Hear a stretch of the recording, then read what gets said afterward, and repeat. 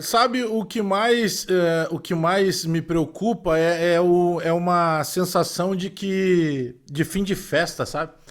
É uma sensação de desistência.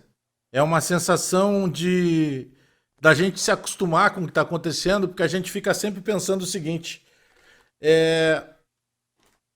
o que está acontecendo com o Grêmio? Será que esse é o Grêmio e a gente, em determinado momento, imaginou algo diferente?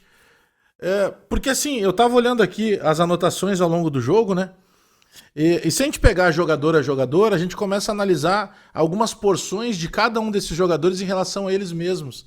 Aí a gente vai olhar o João Lucas. Ah, mas o João Lucas, em relação a ele jogou um pouquinho melhor hoje. Poxa, nós estamos em novembro, né? Nós estamos falando de Grêmio. Pra dizer que o João Lucas jogou um pouquinho melhor em relação a ele. O Grêmio tá tão previsível. E essa que é a sensação assim de enfraquecimento. É uma sensação de desânimo.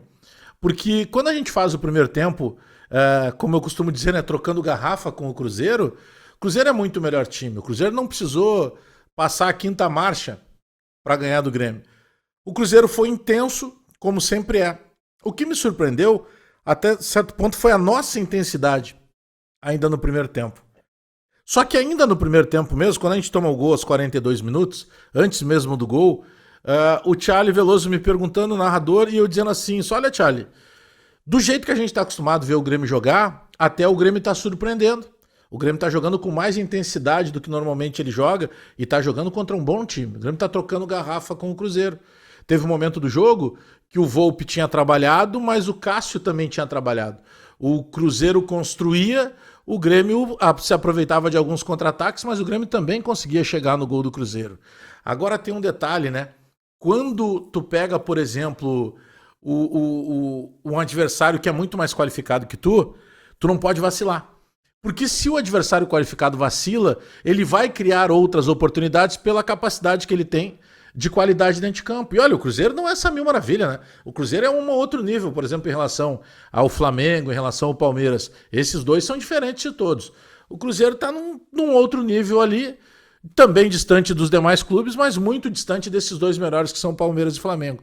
Só que mesmo assim tem um Caio Jorge, mesmo assim tem o zagueiro Fabrício Bruno, que é bom zagueiro, mesmo assim tem o Cássio, que é um goleiro veterano, mas que virou o Neuer contra o Grêmio, nas poucas oportunidades que o Grêmio chegava, e pelo menos tem 3 defesas incríveis do Cássio, então o Grêmio produziu mesmo assim para ganhar, mas eu acho que o Cruzeiro, eu tenho a percepção que o Cruzeiro meio que puxou o freio no segundo tempo.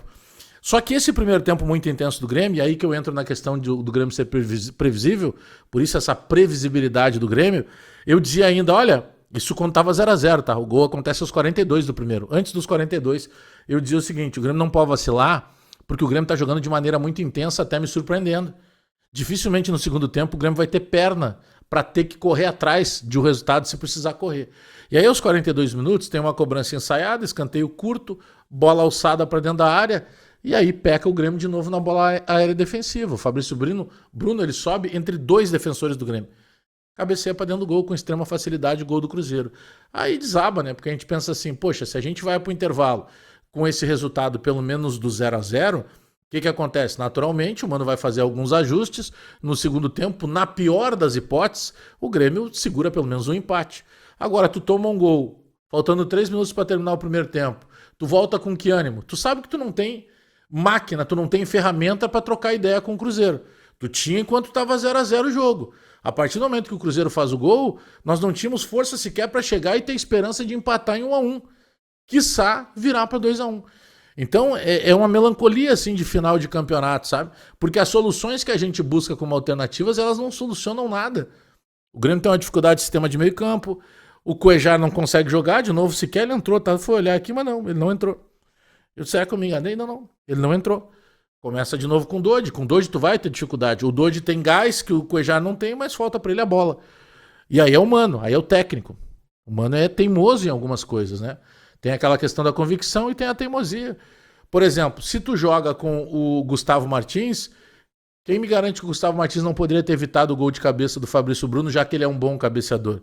Mas o Mano resolveu que tinha que dar 3 jogos de sequência pro João Lucas. E essa melhora do João Lucas em relação a ele é muito pequena, ela é mínima. A realidade é que nós temos um time limitado tecnicamente. Nós temos um time que por vezes a gente tem que depender do Edenilson, que até vem bem em relação a ele, mas o Edenilson nunca foi protagonista em lugar nenhum, não vai ser no Grêmio que ele vai ser. Protagonismo quem tem é o Arthur, a partida exuberante de novo do Noriega, zagueiro firme, zagueiro tranquilo, zagueiro sóbrio.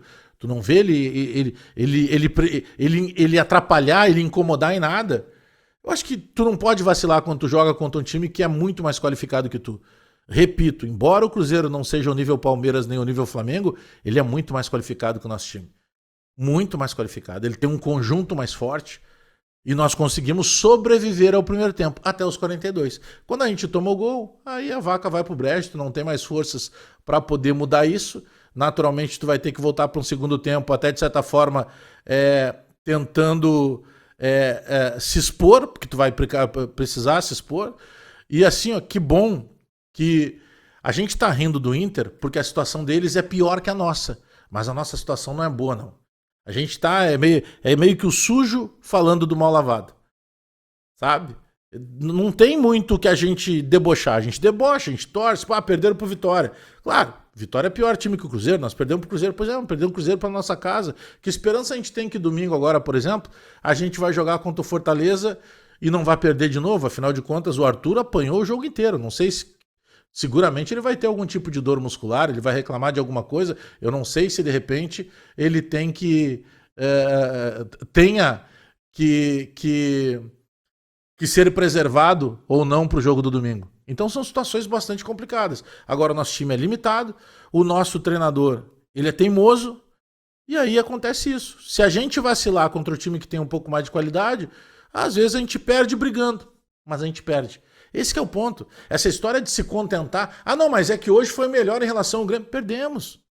A gente não pode acostumar ver a camisa do Grêmio a perder e dizer assim, perdeu, mas perdeu lutando. Não, perdemos. E isso é um complicador. A campanha ruim é uma campanha que dá aquela sensação de melancolia, de fim de festa. O restaurante que já está sendo varrido, o garçom já está botando a cadeira virada em cima da mesa, está meio que mandando um recado para aquele último cliente que está lá, só acabou. Tá terminando. É essa melancolia que tem. Vai ser um Grêmio que vai se arrastar até o final da temporada. E a gente tem que ainda conseguir alguns pontos importantíssimos. Repito, tá? A situação dos outros é pior que a nossa. Não é que a nossa situação seja boa. Não é. A nossa situação não é boa.